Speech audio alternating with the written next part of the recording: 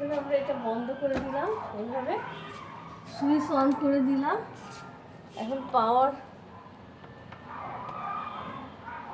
পাওয়ার বাটনটা চেপে দিলাম। এখন এইখানে হচ্ছে বিভিন্ন ইয়ে আছে যে আপনি অপশন যে কোনটা দিয়ে এটা করবেন, এটা কত মিনিট দিবেন সেটা আছে।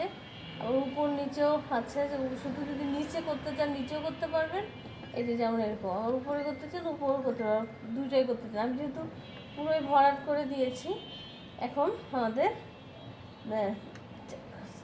3 ঘন্টা, আমরা 2 ঘন্টা দিয়ে দিই।